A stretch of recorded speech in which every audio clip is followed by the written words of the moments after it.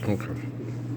Yeah, I haven't been able to get anything to load. I got the first ones through, but then the last four were like, chugga chugga choo choo. And then it took longer to load the 55-second one than it did to load the 13-minute ones earlier in the day. Now I'm watching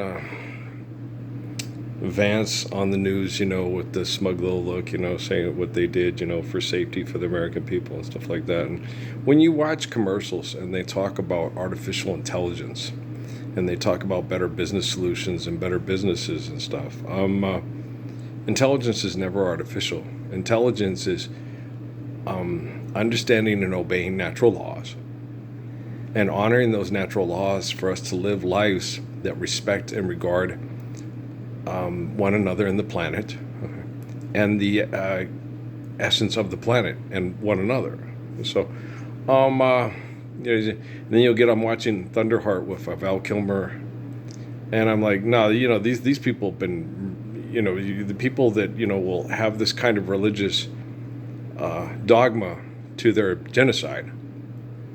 You realize that they're talking about the same thing, but they're not standing up for the Lord's Prayer.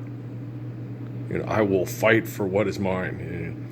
And you can't fight for anything that's yours, because all, is given to you by the origin of everything, the essence of creation, right? So when you're fighting for everything that you think is yours, you're destroying everything you need to praise God and honor the gift of life, right? So it's wackadoodle and bizarre. But this is taking a long time. I know back in 2020, when I was recovering from a lot of those things from the COVID and my vaccine, DT Suzuki talked to me in meditation and prayers about, shooting myself back into shape, shooting baskets and stuff, just to keep exercise going, to just stay alive, And he did tell me, many people told me in meditation and prayer, that I was going to be uncomfortable and painful until the bitter end of Rockefeller's New World Order thing that he was working on with other people. I'm led to believe that Philip Rothschild or whatever was also working with him on this. That they were not really at odds. They were not antagonists. They were kind of like partners in crime and in propaganda and other things. They do not trust. I think there was probably some elements of trust between the two of those men, because they had a common enemy that was trying to replace them as the dominant economic manipulation of the world. Okay. And so they didn't like the Indians and the Chinese and the other people that thought that were arrogant and thought they were more civilized and intelligent and been doing this longer than these barbarian Europeans, right? And so you just got to understand that when you get pretentious and arrogant people together in a room, and then they have a pissing contest, you just don't wear a raincoat. Just get the fuck out the room, right? I'm out of here, man. I'm seriously gone. Serious. And so you got to understand that. So as I was sitting there watching, I watched a lot of things. I saw some stuff. I went and watched some stuff on Antoine LaVey and Michael Aquino, and a lot of things on Salman Rushdie. And, sitting there, whining and moaning and groaning about, an attempt on his life, and, and wanting to live and all this stuff and everything like that. It's like, if you wanted to live a good life, you would put all your books down. Like, he's a successful author that lives a pampered lifestyle through his opulence, through money, through selling venomous, disgusting propaganda. Okay. Now, if he really wanted to live a good life, he would recognize the man that fulfilled prophecy and about, scores and scores of documentation that Judah Krishnamurti said was going to live on the be alive on the planet and do really special things for all of us to live world peace and the rise and the manipulation of what was perceived as dominance of technology for philanthropy. Haile Selassie had said about it. Krishnamurti, DC Suzuki also, told people when he taught in Japan, about how, there is someone that's alive from the book that we know that is in the epicenter of their mass murder and destruction that will rise from their poor and correct their wealthy, and their wealthy will think they have them under control and can kill them at any moment, and the tables will turn. And when the tables turn, instead of using that capacity to mass murder all the wealthy, he will offer them mercy and compassion, and then the wealthy will murder themselves rather than accept the compassion and the mercy from the righteous one. Yeah. And it's for me, I've known it my whole life, but for me it's like, holy cock-a-doodle-doo, I'm the righteous one. Wow, that's pretty different. Me, Earl, Earl, the righteous one. There are many things I could have done with my life to over-exaggerate my self-importance through physical, mental, and emotional prowess in conflict or contest with other people.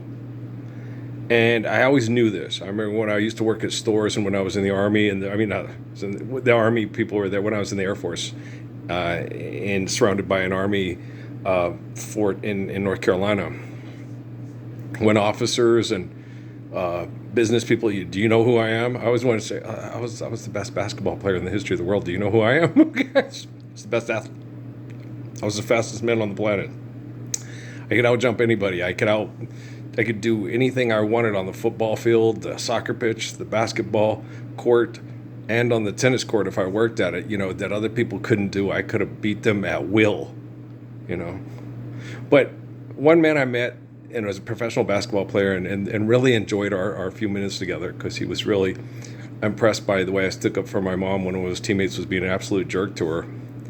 And then we had a very mature adult conversation that I really appreciate. And I always appreciated the way he treated my mother, and that mature and beautiful way in which he engaged me as a human being and not as a basketball player. And that was a man from Houston, Texas, named Clyde Drexler. Okay. And Clyde I'd watched him on TV, and they said that he would go play games, and this is the type of guy, I believe it, because I met Clyde, and the other guys on the other team would walk up, could you take it easy on me? My mom's here tonight. And that's why we connected so well. Here in Phoenix when Portland played, not here in Phoenix, but there in Phoenix when Portland had played the Suns, and we got Lawyers tickets, and we were right behind the Suns bench. And I got glared at by the Suns coach because Clyde made a steal, and more than halfway through the game, and jumped from the foul line and was going to dunk it in game, and I jumped up to yell, and McLeod turned around and glared at me like, who let this kid in here? And I looked at him and goes, it's Clyde. He was going to dunk it from the foul line. It's just basketball. Yeah. Basketball dude, y'all. My mom was laughing. She's like, Earl. She wanted to do the same thing. But at the very last minute, he turned the ball in midair and laid it up off the backboard on the glass. He jumped so far and so high that he literally took the ball and jumped from the foul line and laid it off bounced it off the back of the backboard into the thing. So he literally, if he had dunked it, it would have been ferocious. Okay. And then after the game, I said, gee, I was the one. I said, man, McLeod glared at me and all that. He said, I wanted to stay in the game and play. Coach Ramsey, if you, quote, hot dog, he will bench you. But I was excited. I was, well, yeah, I'm the Messiah. But I'm just kidding. He jumped so high. He jumped higher than Michael, and he jumped higher than Doc. I was so impressed because he was one of our favorite players. Mom really liked him too. I mean, Clyde was gliding. He was in the air, and it was wow, And he laid it off the glass at the last minute because he thought better of it because he knew Jack Ramsey would bench him. And I was like, oh, yeah, I've been there, done that. I feel you, bro. I feel you. So I think, if there is one professional basketball player in my generation that I hope he's well, and hopefully we'll meet again and be able to talk about Marianne and my sister has a huge crush on, Patrice, ginormous crush on Clyde. Yeah.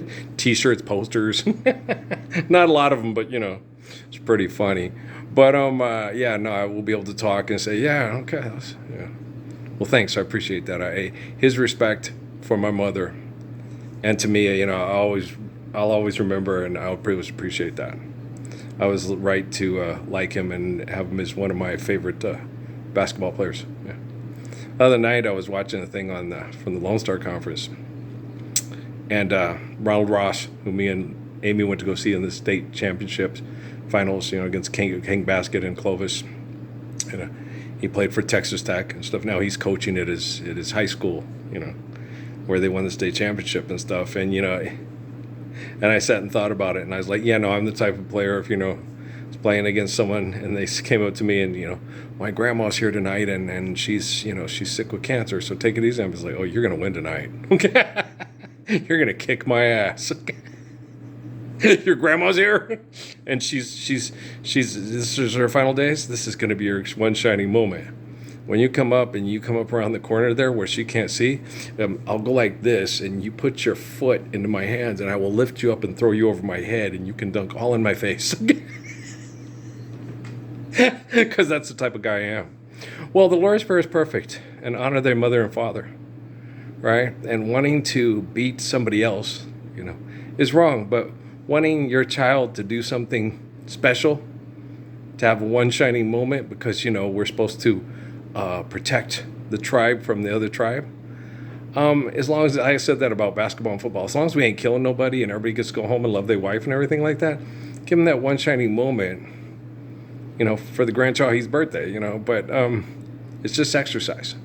When we're living the Lord's Prayer, we can all jump over my head and dunk for your grandma and save her from dying from cancer. So let's do that.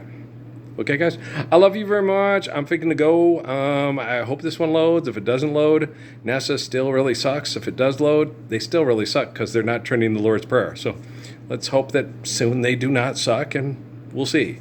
We could always be hopeful. I'm always going to go this course of action until the bitter end, Rockefeller's bitter end.